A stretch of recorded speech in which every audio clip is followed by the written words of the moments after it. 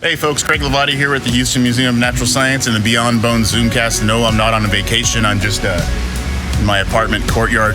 This week's episode is really cool. We talked to Brandon Ballengée, and he is an artist who is dedicated to bugs. Check it out.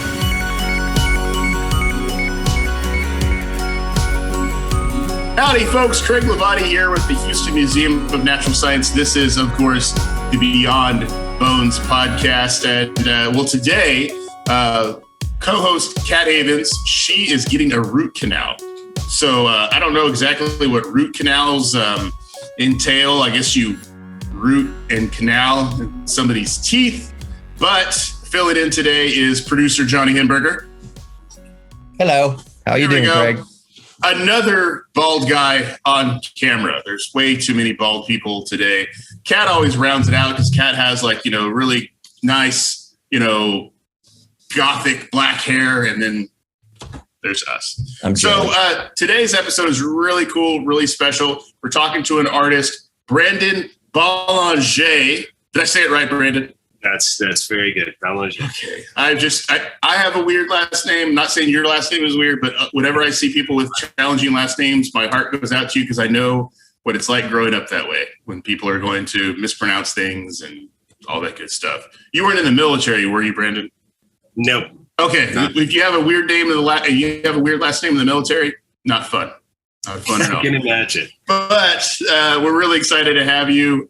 You are an artist and biologist. I checked out your TED Talk not too long ago, and it really just it made my heart sort of like burst open. It was really cool, just your passion for bugs and wildlife and everything. And to that point, coming up on June 25th and June 26th, you're going to be here in Houston at our Herman Park campus and the Sugarland campus, showing off some of your art. And if you guys don't already know, Brandon makes really cool, immersive, light art that is built to attract all sorts of fluttery, buggy things.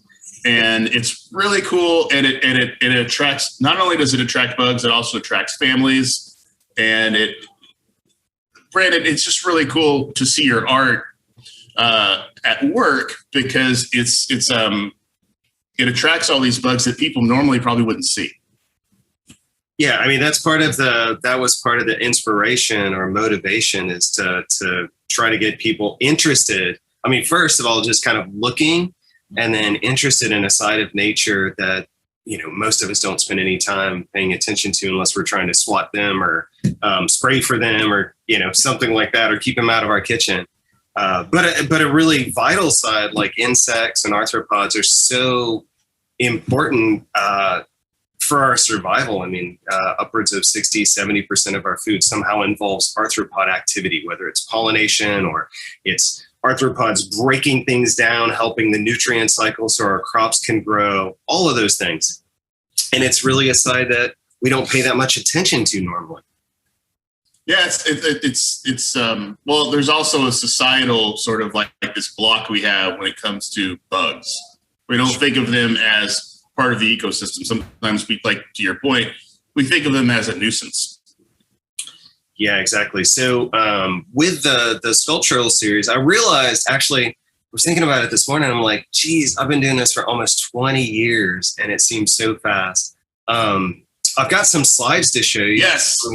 To show you those. Please do. The slides can do a lot better job describing these things than I can. That's the thing with visual art. Sometimes it helps to have visuals.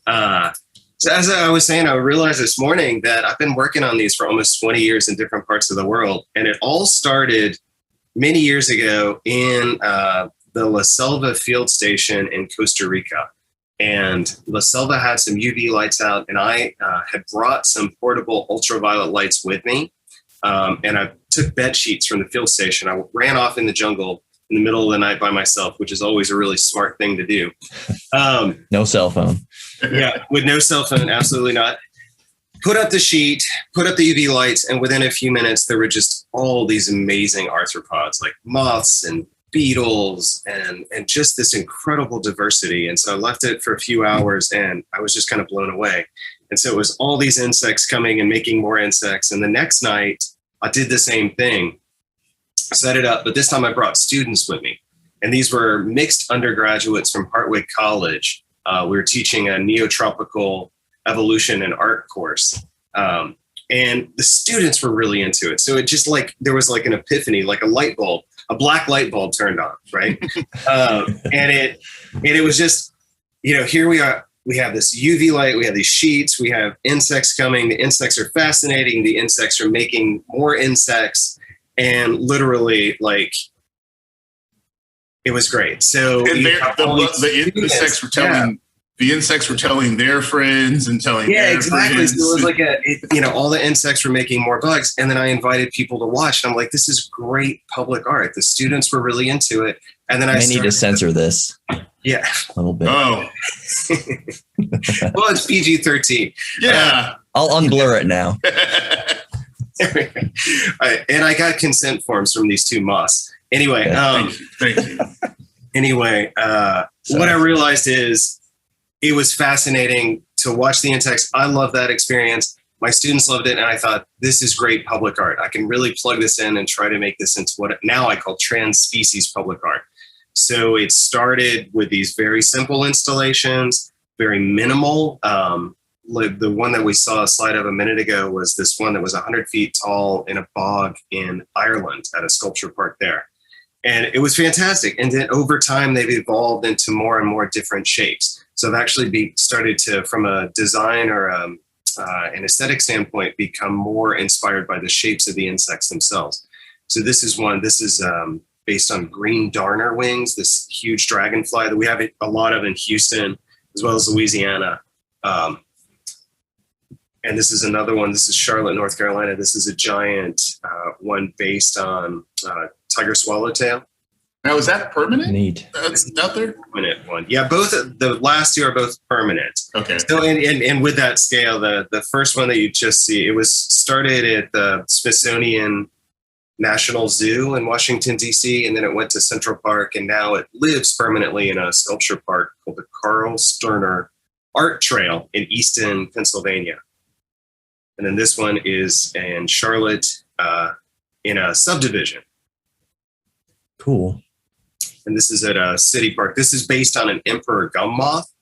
And what's really, one of the really cool sides to this one is we planted a pollinator garden. Often it's the sculpture, but then it's this kind of activating the area around the sculpture with pollinator plants or creating an ecosystem in urban areas. And this is really great. So this is in Western Australia, where you imagine it's quite arid. So these are all these plants that take, decades to really mature.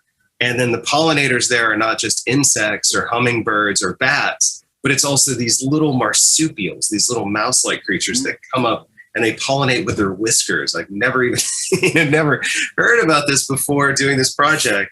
So each one of these has created this really great opportunity to explore different ecosystems, often urban, which leads to the one that is happening now in Houston.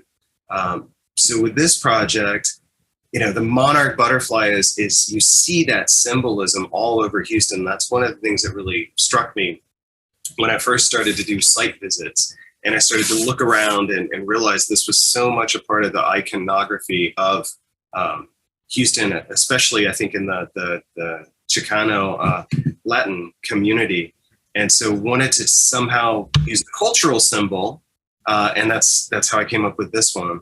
And then secondly, it's an important symbol. The monarchs actually do, as a species, migrate through Houston at different times of the year on their way to and from Mexico.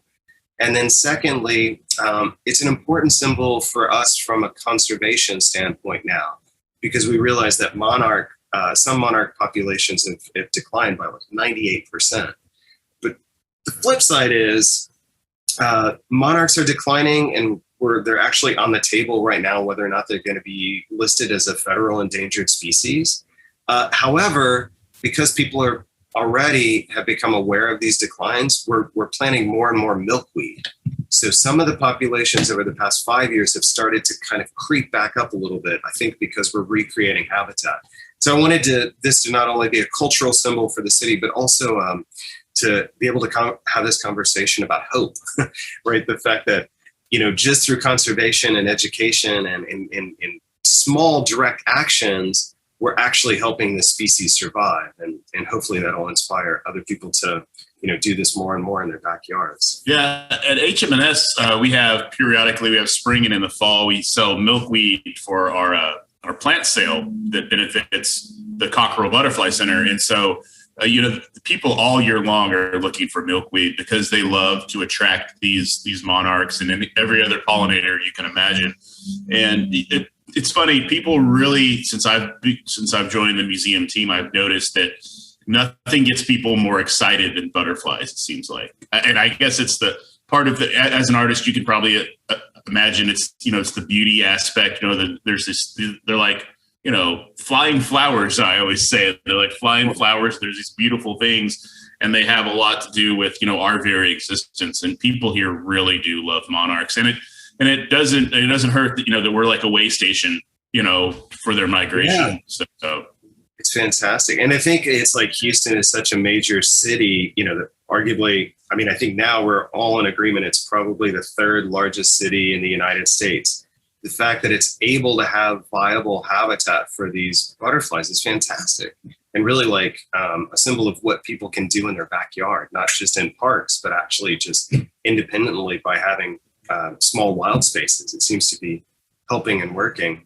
Yeah, we're always preaching too, like even if you have a small apartment, patio, you can do something, or even if you're, your front stoop, you don't think you have a lot of space, but you do. We before moving to Louisiana in Brooklyn, we would have butterfly gardens on our rooftop, which was really cool, because the same thing, we get species that migrate through. But back to what you're saying about the butterflies being aesthetically compelling. Yeah, they're kind of like charismatic microfauna, right? So just it's the color, it's the shape. They're flying flowers. But then look at the design. The design is incredible. Like these markings. To give you an idea of how, like, pragmatically, the story behind this one is we have this little nature reserve. My family and I started, my wife and our 2 little kids in Louisiana. And so one of the species we've been trying to raise is monarchs, just by planting aquatic milkweed. And so we get a bunch of monarchs now. And one day last year, I walked out and there was a perfect silhouette of 4 little wings. This was a very unlucky monarch, but the wings were perfect. I guess it was a mantid. The wings were perfectly preserved. They're just laying on the ground. So I took them and I drew them. So the design was really based on that one individual monarch. Each one of the monarchs has it's like our fingerprint. Everybody has a different mark. So this one, I drew it and then scanned those drawings and then had those digitally rendered, and then actually made a bunch of different models to kind of create this 8-foot version. It's amazing. Brandon, real quick question here. Do you commission or sell smaller versions for people to put in their own personal yards? Would love to. I've always had the idea that instead of it just being public art, which of course is like very complicated often and sometimes very expensive to make, making smaller versions. So I'm working on it. And the answer is I would absolutely love to, and we should collaborate on it. So a Shark Tank idea here. Maybe approach Lowe's or some other major big box. Like, hey, let's work something out here. Does it need to be that blue light? Have you noticed? Well, that's just it. I should have mentioned that. The blue light, it's ultraviolet, right? Okay. Or like black lights. Think back to Pink Floyd and those great posters and not remembering what you did at certain parts of the night. Anyway, in this case, it's that ultraviolet light because it's insects and arthropods see a much higher frequency of ultraviolet than we do. So they're, to them, this is really glowing like an orb. So when we see it, we see a subtle blue light, or this one's fairly intense, but they're seeing a lot more. And we don't know scientifically, there's debating hypotheses for why this is, but most people think, most entomologists think that the UV light is simulating a full moon event, kind of the sun's light bouncing from the moon. And that stimulates insects to become more active, not just insects, but other species too. But it really attracts them. And the good thing is it doesn't hurt them. It's kind of like taking There's fly zappers, there's glow in the dark fly zappers, and reversing that technology to actually make more bugs instead. Yeah, I was gonna say I was about to bring that up, that it is sort of like the opposite of that you're not trying to kill them, you're trying to make them thrive and also show them off for the public. I bet you that Shark Tank idea I just mentioned, if I was Mr. Wonderful, I'd be like, well, why don't you reverse the technology to zap the bugs? And then Brandon would be like, that's completely the opposite. That's not what I'm trying to do. But you'll sell more. Those are just they really are beautiful. Like I could definitely see those in people's front yards. I buy one in a heartbeat. Yeah. Yeah. I mean, I honestly proposed that several times, and I just haven't sorted out a pragmatic way to get it done, because I thought it'd be really great if we could partner maybe with the Houston Museum of Natural Science to do something like this, and then make a field guide to go with the piece, so that people do their own observations and actually do drawings and things like that. Definitely somebody there with higher pay grade than us needs to jump on that. So you're listening. We'll send this URL to somebody when we're done and be like, hey, wink, wink, nudge, nudge. It's not even such a money thing. Obviously money's there, but it's more of it's a feel good aspect too. It's educational. And it's art. Well, I mean, on the flip side, if you wanted to just attract insects minus the kind of the sculptural component, I mean, literally just using bed sheets and ultraviolet lights work really well. And you can do this all over the place. I mean, I for years and still do carry around just a battery operated UV light and set it up no matter where I'm at, just to kind of see what's there. And it's a great way to just explore diversity, because each one of those insects tells you something about the environment that you're in. Like certain species are going to say there's clean water nearby with a lot of oxygen and not very much sediment. There's non-polluted water. There's water without oil pollution, for example. Others are going to tell you the types of trees that are there in an ecosystem. So they're really like neat indicator. I mean, they're indicator species, but they directly indicate, very specifically the ecosystems around you. They give you a good sample size of what's around you. Do they, big question for Houstonians and for somebody that lives in Louisiana as well. Do these things attract mosquitoes?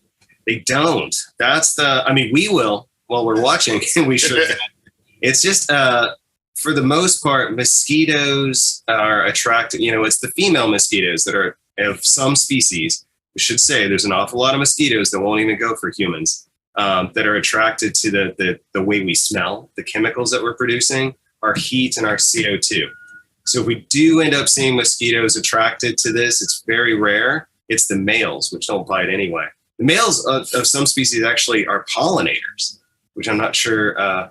People often ask, what good are mosquitoes? Well, mosquitoes are actually good. They help our immune system. I know they're terrible in lots of ways, and lots of folks die from mosquito-borne diseases. But they do help us build up immunity towards other diseases, and male mosquitoes of some species anyway are pollinators. And they're super important food for other species like bats, for example. So speaking of other species being attracted to it, does the very nature of there being bugs attracted to this ultraviolet light mean that you can see other species such as bats and maybe rodents along with it? And amphibians. Oh, cool. There was a version of this that was made in Korea, South Korea, on the side of a mountaintop.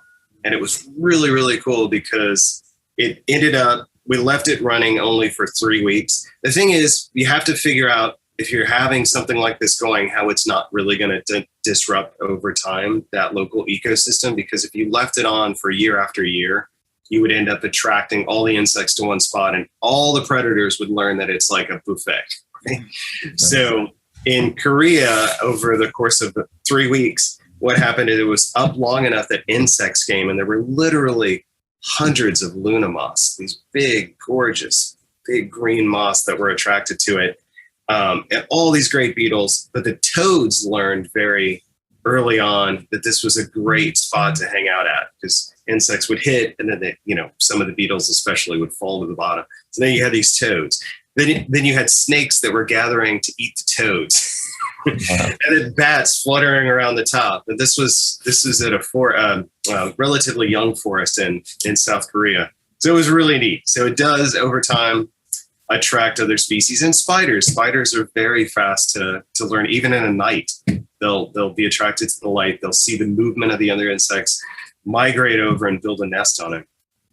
So like, does that happen in Charlotte now too, I guess, where you have one of your installations in that neighborhood? Okay. And for the permanent ones, what happens is they're not on all the time. I use them either for special events, or I ask that they do it randomly, just so it's not, you can put a timer so that it's, like special events, weekends, holidays, things like that. Exactly. And only for a few hours, so it's not disrupting too much. And the base of that one in Charlotte also has a large pollinator garden. So that was part of the whole project as well. Wow. Fascinating. I'm sorry, Greg, if you had a question. No. Go ahead. I'm just staring at this beautiful blue light like I'm a bug. It's getting closer to the screen. It's nice. Can you remember in your recent memory what sculpture may have given you the most guff? Has it necessarily been like the most difficult to make? Is it the more intricate that are most difficult to make? Is it something that is going to have to be disassembled to travel? Is that most difficult to make? Is there anything that's kind of stuck in your side recently as you remember being kind of... Oh, as a kind of negative thing? I mean, they're not a negative necessarily, but just kind of frustrating, I guess. Frustrating. Well, I mean, they're all, because they're all unique, they're not addition or anything. So each one that's created has to be created in a unique way. So this one was very distinct because of the whole process of using a router, like a metal router, to cut out these patterns. Mm-hmm. And also, this is the only one I've ever made that's truly portable. So you can kind of see these little bolts. The fact that we're saying that it's migrating around the city, you can see everything is designed to come apart and to fit in my car. How heavy is that? How heavy is that piece right there? Oh, it's aluminum. So it's fairly light. It's 1/4-inch aluminum. In total, it's less than 300 pounds. Okay. I'd say. Probably even less than that. Probably like 200 and something. What kind of responses do you get from people about these kinds of pieces? I mean, do they find themselves having a new appreciation for the creepy crawlies around us? I did. I mean, that's one of the great things that's happened. And I should say it's the sculpture, but the sculpture ends up being a backdrop for these other events that are happening, like the event that we're going to be doing at the Museum of Natural Science. We have these festivals. And so sometimes there's bug boot camp. So we'll work with groups of educators to design a week-long summer camp themed around biodiversity. This is actually top right corner is from New Orleans, or making natural materials. This is a dragonfly sculpture made out of materials found on the grounds at Longview Garden. Sometimes people can adopt a mealworm. This is one from London, making bug nets, and then insect pizza. We do that sometimes, entomophagy, or insect taco bar, just to talk about like insect-based protein and how it's probably one of the futures of food. So it's all these other events. So they're, the sculpture itself is experiential, and I think does inspire people to want to learn more.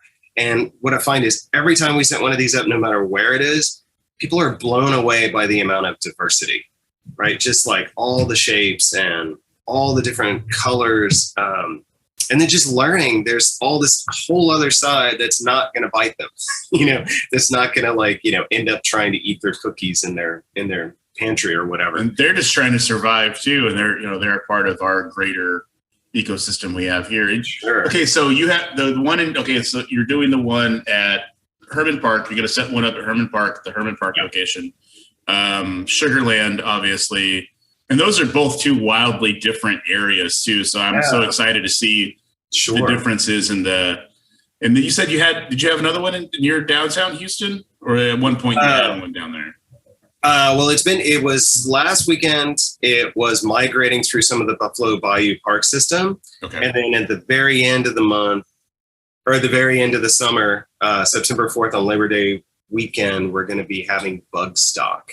So definitely want to invite people to that. That'll be a full, 4 to 9, all day long, bug watching, music, food. We're going to do an insect taco bar. We're going to give away 100 free milkweed plants to the first 100 people that come and want to adopt a milkweed plant, and make bug nets. We've got all kinds of crazy fun stuff planned. And the idea is really to inspire people about, all this diversity.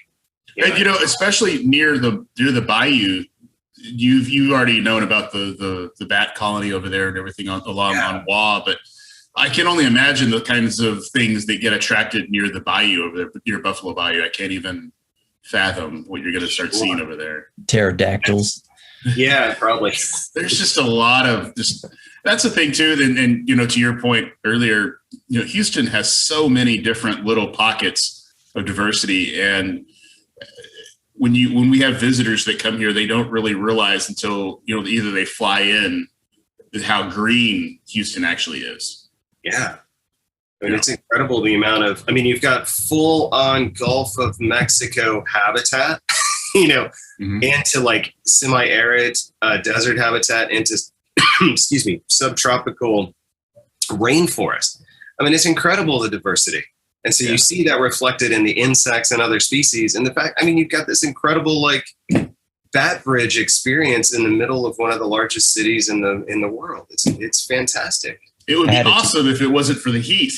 Yeah. I had a teacher in elementary school who, she's from the Northeast somewhere. She said, I thought when I got the call to move to Houston that there'd just be tumbleweeds rolling down the road and horses walking through the dirt and desert and sand to Whataburger. She's like, it rains so much here. I never expected that. Mm. And I think a lot of people share that kind of similar opinion about that all of Texas is just this old, dirty West, dusty Western. Sure. So we don't have skyscrapers and rain and rainforests and such. So your story, your storyline, does it start in Brooklyn, or where do you originally hail from? No, originally from East Tennessee and Central Ohio. Growing up, but I spent most of my adult life in New York City. But I went to school in Europe, even though now the UK is not part of Europe anymore. I'm not sure what it is.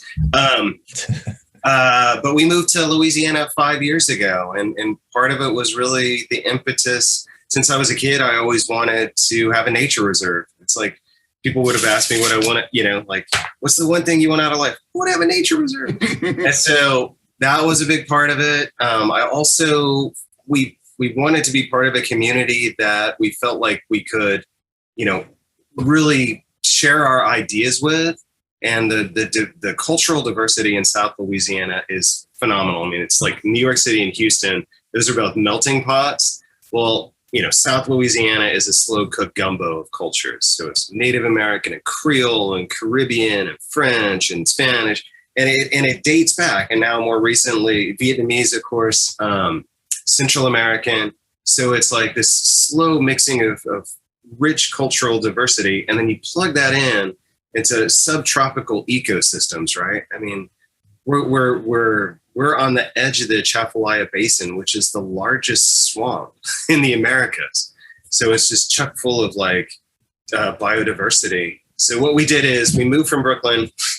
Moved from New York City, normally crazy artists do, and we bought an abandoned house in the middle of South Louisiana with 9 acres of soy fields. And we just have been working to, obviously restore the house so we could live in it, but bring that field back to life. So renature it. So we took all the soybeans out. We started planting immediately, like clover and ground cover, just to start the nutrient cycle again. And then every time there's a storm, I run out with a trailer and I go around and I pick up limbs and I chuck them back there just to help the topsoil start to come back to life. We planted over 1,300 baby trees and put in a wetland.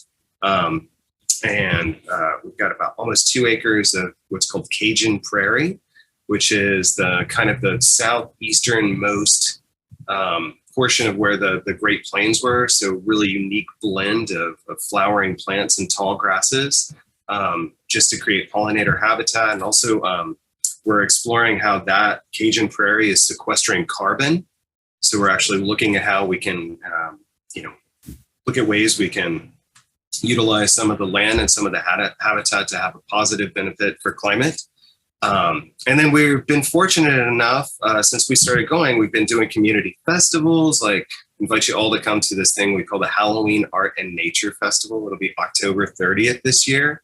And it's just like, we get dozens of people, dozens of organizations to set up in the backfield, and we have music and food and live animals, and you can make art, you can learn science. This year we're going to do tissue engineering in the middle of of the prairie, where we're gonna. It's an all-day experiential event, and we've been fortunate. We actually have been able to grow because of other people believing in the same ideas. So now we're up to about 25 acres, and the hope and goal is really to keep trying to bring biodiversity back to the spot, and then inspire people about the biodiversity and the nature in our backyard, and the hope that we can save it, help protect it.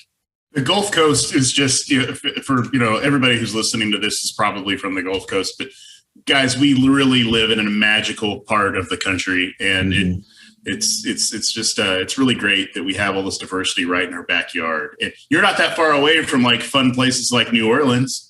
No, we're close. I mean, we're about 2.5 hours from 2.5 hours from New Orleans, and about 3.5 hours from Houston. So we're kind of not right in between, but like if you were driving to either city, we're a great place to pit stop. Your mention of like even the human diversity as well is just such a great. We learn so much about each other in this part of the world. Yeah, absolutely. And I mean, I didn't even want to bring up cuisine, but that's another one of those things too. That there's so many different things we have to learn from each other here, and I'm really thankful that the museum hooked in with you too. So you're teaching us things about insects that normally we wouldn't know. And it's been great to meet everybody at the museum so far. I'm excited for our events coming up very soon. I've got one quick last geeky question. Well, I don't know about last. We'll see. But about how far north do you think that these sculptures would work best? So let's say the closer you get to the Arctic Circle, are there still bugs up there that will be attracted to this UV sculpture? Yeah, I mean, I had them in Scotland before, so that's pretty far north. Michigan, Quebec, I've set up lights before. I mean, even in the winter in like Michigan, you'll get moss when it's not super freezing. So you still get insects that are attracted. So I imagine it would be wild to set one up in the Arctic Circle in the summer. And just see as an experiment. Yeah. And just see what shows up. The last point I wanted to make, you mentioned earlier, all it takes is a UV light bulb in a sheet. And I kind of wanted to stress that because I'm all about kind of DIY and curiosity and people hearing about stuff like this, but actually, being inspired to try it themselves. That the next time they're at a corner store and they see the black light bulb there, they just pick up the black light bulb for a couple bucks and take a pillowcase or something and just kind of put it around the bulb and see what you find in your own backyard. Absolutely do that. You can absolutely do it. And what I found is now with LEDs, there's a whole diversity of lamps that you can buy online or through providers like some of the larger hardware stores in our area actually carry UV lights. And it's just that, set them up right at dusk, give it a couple hours, and come out and look. It's incredible, like what you have living in your backyard that you've never, really never noticed. Yeah, and get out your what is it? The iNaturalist app, exactly. Yeah, that's what I was going to forgot to mention is that's one of the big things that we're hoping people will explore at the Museum of Natural Science at Herman Park event and Sugarland is actually record data. That's something we've been doing at the Bat Bridge and other places, is just cataloging all the different species we're seeing through iNaturalist. And I know we did I guess it was like the little nature weekend thing not too long ago. And I know Houston just came out above and beyond many, many cities because we just got so much stuff here. We just have so many between us, between Houston and Galveston, and all these other parts in between. just such the diversity is just wild, and we're really lucky to have that here, and especially for a museum, it's all right there in our backyard. So super cool. Brandon, thank you very much. June 25th and June 26th, check him out here in the Houston area, and then one day we're all going to take a field trip to that reserve. Sounds great. Look us up on Facebook. It's called Atelier de la Nature. Spell that for us. Okay. Atelier, Atelier, and then DE, and then La Nature. It stands for Nature's Workshop, French word. We live in about half the people speak French here at home in our area, in the Acadiana area of Louisiana. I'll put it in the description for sure. Okay. Perfect. Brandon, thank you very much. I'll let you get back to it. Johnny, thank you for filling in for Kat. Maybe she has another, I was about to say a brain surgery, another root canal. We can get you in there. Brandon, really excited to see you here in a few weeks. And thank you for all the work you do. Thanks so much. It was great. Love talking to you. Too many bald guys on camera at one time. We'll make it work. I should have wore a hat today. All right. Thanks, guys.